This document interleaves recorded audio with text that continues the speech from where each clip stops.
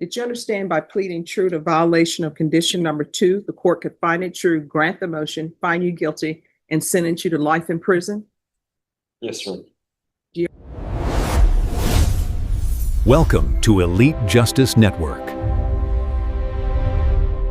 Calling 2023 CR 2570B, State versus Joshua Jacob Cannon. Can I have parties announced for the record? Jason Garrett, Your Honor. Mark Lifford, fence judge. And are you Joshua Jacob Cannon? Sure. All right, so here's the thing.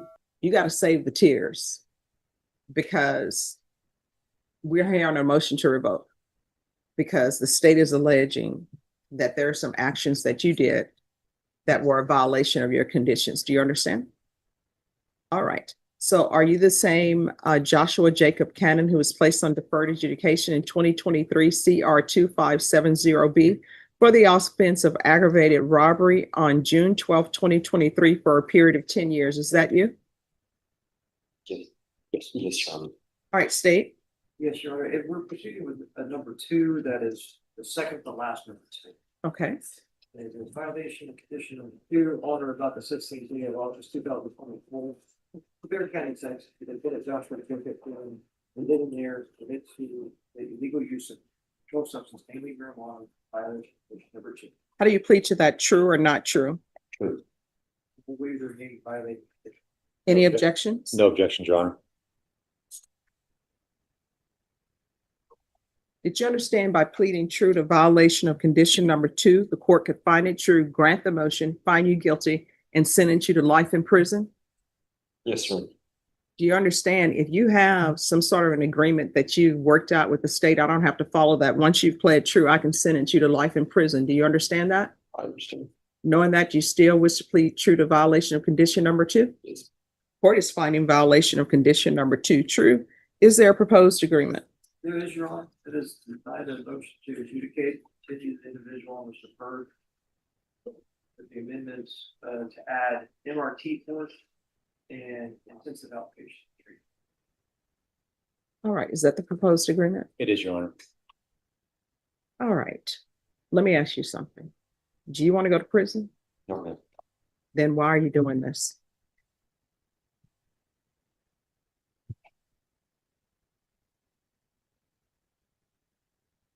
I make bad decisions. No, I mean, here's the thing. You have decisions that you have to make. And on the one hand, your decision is, do I want to do this? If I do this and I'm caught, I could look at life in prison. And then what ends up happening is your attorney has and this is where I've been a defense attorney before. This is where the attorneys are throwing themselves on the mercy of the court saying, please let this judge follow our agreement, even though I don't have to do it. So when you're making decisions and knowing you could go to prison and you're still choosing to do this nonsense. I've been going to NA meetings.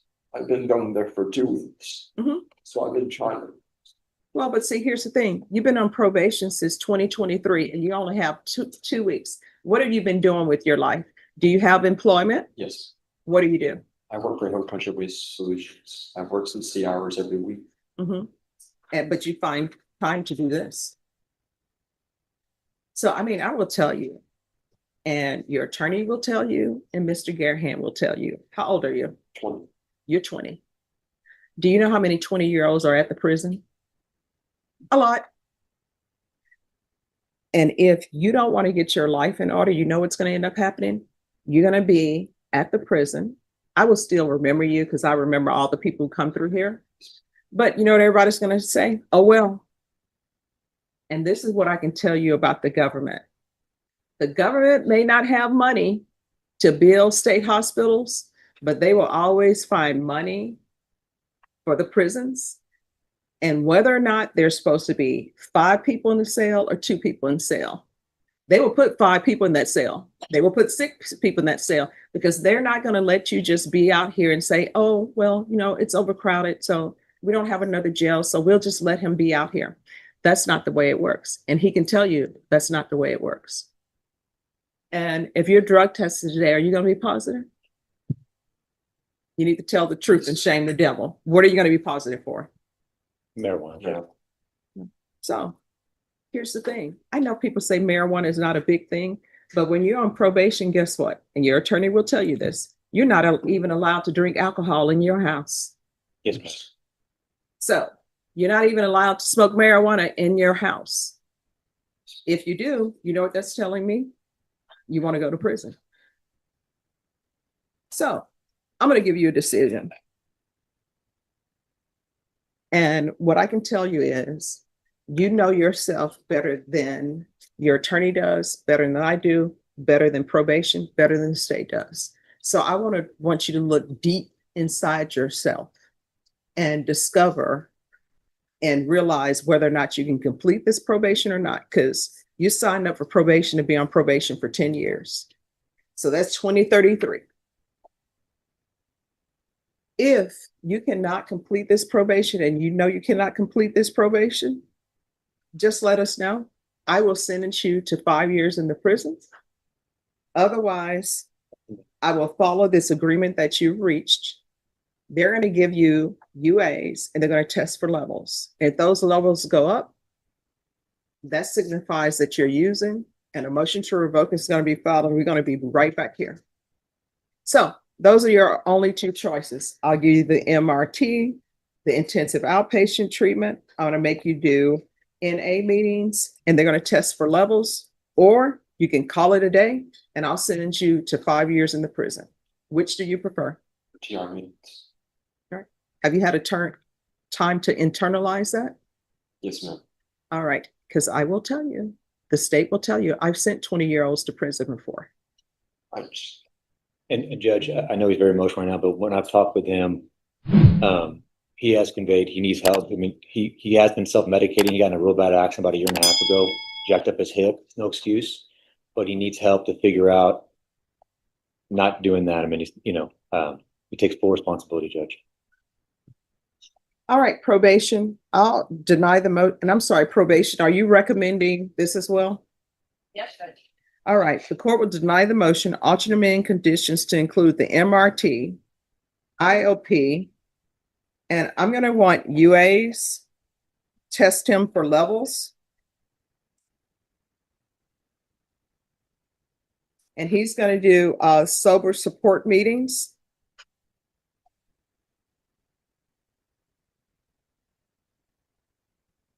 In 30 days. And your levels should start going down. Do you understand? Yes, ma'am. Is there anything else you need from the court to be successful? No. Judge Austin, do you want me to put that as way? How often are you, because it's marijuana in his system? Every 2 weeks, Judge. All right, so there's going to be UA every 2 weeks until he presents with a negative UA. Is there anything else you need from the court to be successful? All right, we can go off the record. Here's the thing. Everything that you do from here on out, I'm gonna help you with your decision making. If your actions could result in you being revoked and going to prison, you shouldn't do it. If your actions are like, maybe this is something I can get revoked for, maybe not, you shouldn't do it. Do you understand? Because otherwise you're going to be at the prison, and either you are, well, first a motion to revoke will be filed. Either you're going to make bond or you're not. If you don't make bond, we'll bring you over dressed in orange. We'll hear it.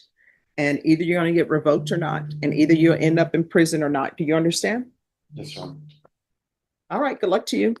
Court is calling 2022 CR 7417 State versus Kimberly Nieto. Could I have parties announced? Rick Pena for the state of Texas. Ron Ross will respond.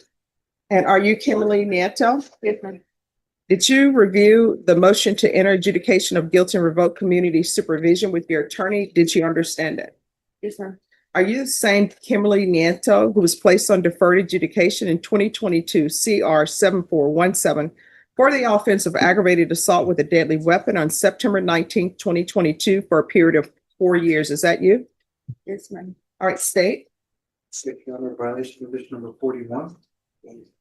On or about the 21st day of July 2025 in Bexar County, Texas, The defendant, Kimberly Nieto, defendant failed to comply with the rules and regulations, the work release GPS program, and that the defendant was removed due to a tampering event in violation of condition number 40. How do you plead to that? True or not true? True. State will waive the other violation.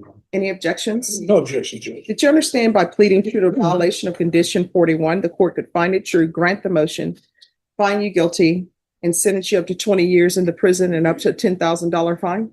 Yes, ma'am. Knowing that, do you still wish to plead true to violation of condition number 41? Yes, ma'am.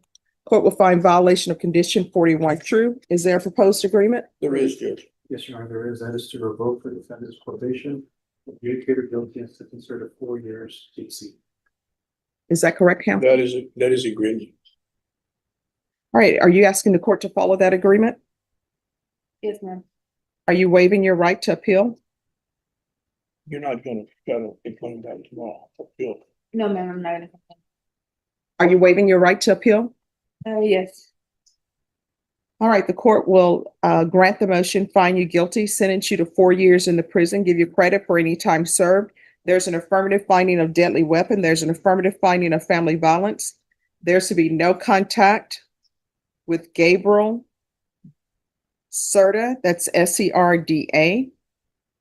And the court will request the therapeutic community to address any mental health issues. Did you review the document entitled Trial Court Certification of Defendant's Rights to Appeal with your attorney? Did you understand it and sign it? Yes, ma'am.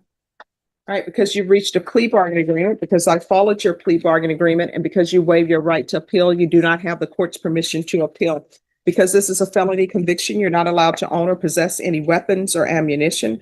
If you have a question over what a weapon or ammunition is, you'll need to speak to an attorney. Do you understand? Yes, ma'am. All right, you're going to have to make better changes in your life. And when you are released, you are still not allowed to have any contact with that person. Do you understand?